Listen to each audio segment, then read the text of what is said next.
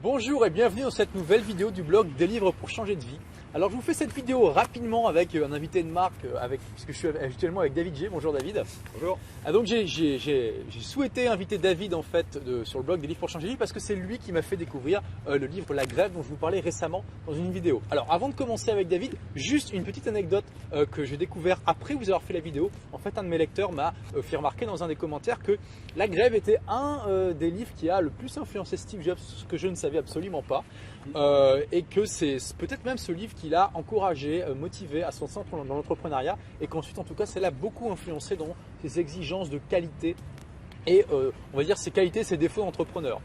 Donc c'est une affirmation qui m'a paru un peu grosse, je me suis demandé si c'était vrai ou pas, j'ai été vérifié et oui, la source de cette affirmation n'est pas n'importe qui puisque c'est Steve Wozniak, le cofondateur d'Apple, qui l'a dit dans une interview récemment, un petit peu avant la mort de Steve Jobs. Il a dit oui, Atlas Shrugged a beaucoup influencé Steve Jobs et il m'en parlait beaucoup au moment où nous avons créé Apple tous les deux. Donc waouh, c'est Comme ça a influencé énormément d'entrepreneurs américains de toute façon. Exactement, ah oui, non mais ça, il suffit d'aller aux États-Unis pour se rendre compte à quel point ce livre a vraiment marqué les esprits, au point que la phrase Who is John Galt, c'est-à-dire qui est John Galt, et vous allez comprendre à quoi cette phrase se réfère dès que vous allez ouvrir le livre, c'est rentré dans le langage courant là-bas, Ouais, complètement. c'est vraiment impressionnant. Comment tu le traduirais?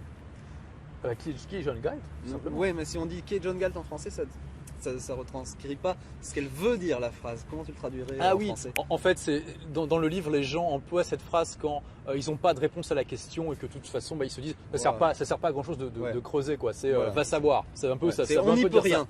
C'est pas ma faute, j'y peux rien. Voilà, c'est pas dans mon va savoir et quelque part, on va pas se prendre la tête là-dessus. Donc David, c'est pas un philosophe, donc on va pas non plus faire une thèse universitaire sur Ayn Rand, mais simplement David, c'est un entrepreneur. Hein, tu es d'accord avec moi? Tu t'es lancé dans l'entrepreneuriat il y a pas mal de temps.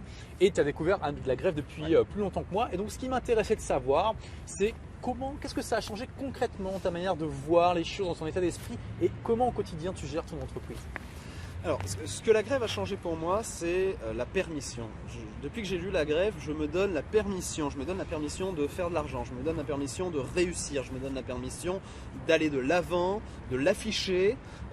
J'enseigne toujours, j'enseigne le marketing par la vidéo et j'enseigne toujours à mes clients une chose fondamentale que j'appelle la polarisation du message. C'est-à-dire qu'on doit polariser le message pour le rendre magnétique. C'est quoi un message magnétique? C'est un message qui d'un côté attire les bons prospects et repousse complètement les mauvais prospects.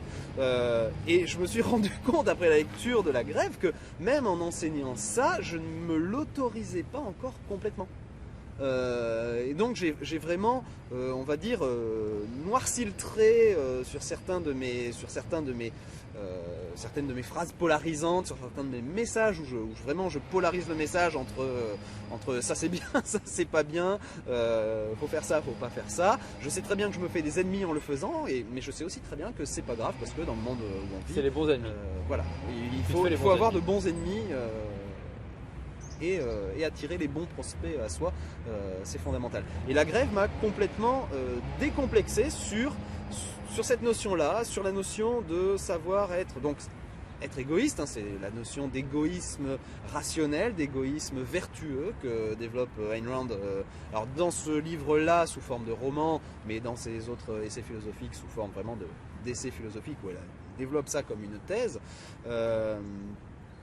C'est très important de se donner l'autorisation notamment vis-à-vis de l'argent, de faire de l'argent. L'argent, c'est pas le diable. Il y a une phrase qui est dans La Grève, je crois, qui dit quelque chose comme si on vous dit que l'argent c'est le diable, fuyez. Fuyez comme la peste. Ce cri est le cri de ralliement des lépreux ou quelque chose comme ça. Enfin, la phrase est terrible, quoi. Elle est vraiment.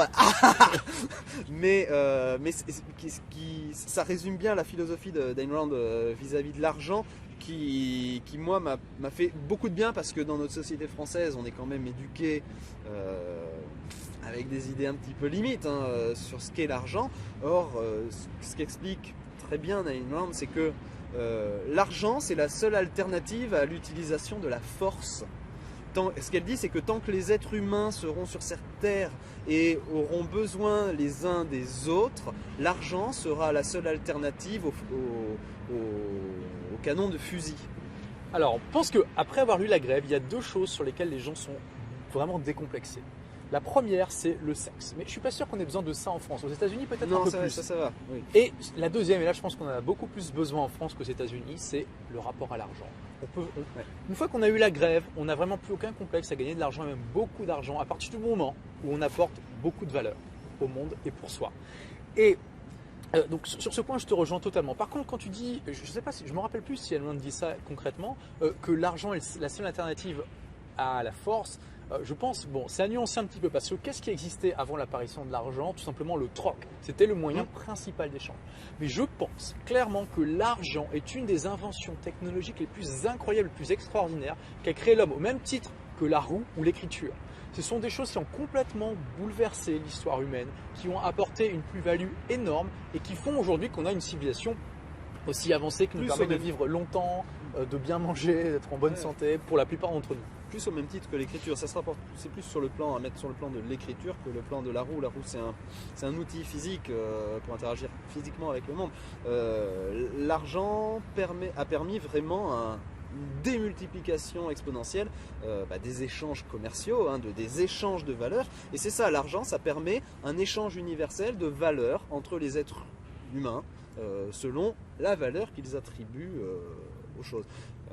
Voilà, et donc il faut bien se mettre à l'époque avant l'invention de l'argent. Ouais. Imaginez, on est dans un village de sédentaires, d'accord, qui, voilà, il y a des agriculteurs qui font pousser du blé, des tomates, que sais-je encore, d'autres qui ont des animaux, d'autres qui fabriquent des outils, des armes, des objets d'art.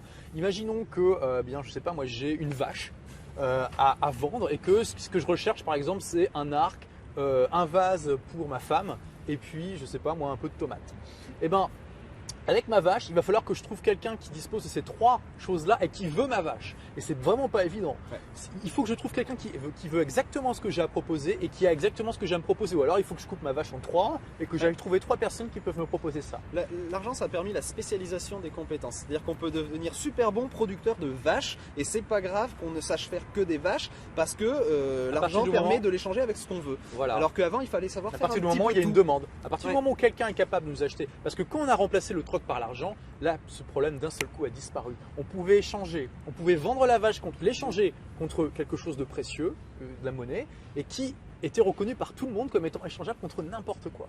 Et d'un seul coup, ça a permis la démultiplication des échanges. Ça a sans doute démêlé pas mal de pelotes de laine. Ça a permis effectivement des spécialisations beaucoup plus poussées. Enfin, ça a été vraiment quelque chose qui a incroyablement libéré l'espèce humaine. À mon sens, ça a vraiment été un levier sur l'espèce humaine parce que le fait que chaque être humain puisse se focaliser sur un seul truc, d'avoir une seule compétence mais la développer jusqu'à un niveau d'excellence phénoménal. Il y avait déjà un peu de spécialisation quand même dans les sociétés. Mais tout le monde était obligé de maîtriser un grand panel de choses, d'avoir une maîtrise de base d'un grand panel de choses pour pouvoir survivre et échanger un petit peu tout ce qu'il savait faire contre tout ce dont il pouvait avoir besoin. Tandis qu'à partir du moment où on introduit l'argent, un être humain peut utiliser son intellect, sa rationalité pour vraiment aller très loin dans une spécialisation précise et du coup apporter aux autres autour de lui une valeur qui leur prendrait des années et des années à maîtriser. Et donc du coup ça a créé un effet de levier sur le progrès pour l'espèce humaine qui est phénoménal. Oui, et par contre pour te rejoindre, je pense que ici en France, on vit dans un endroit qui est un exemple pour le monde. Alors pas la France en elle-même, mais l'Union européenne.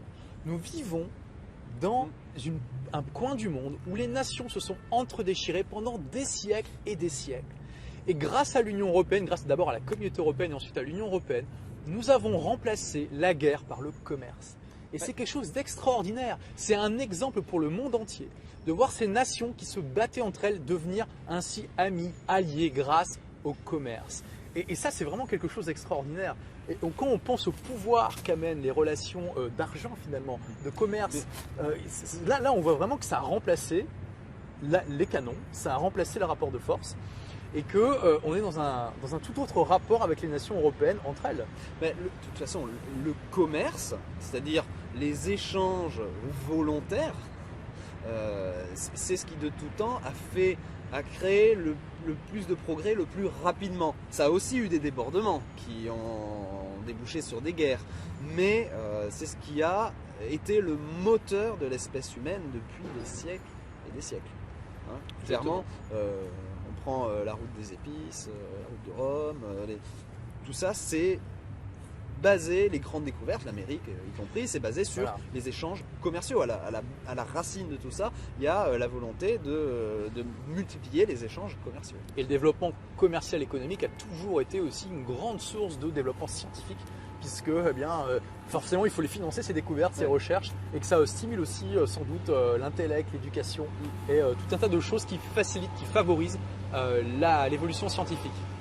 Alors par contre, Ayn Rand défend une vision de l'argent qui est vraiment celle de l'argent, ça doit être quelque chose que l'on gagne en échange d'une valeur que l'on apporte.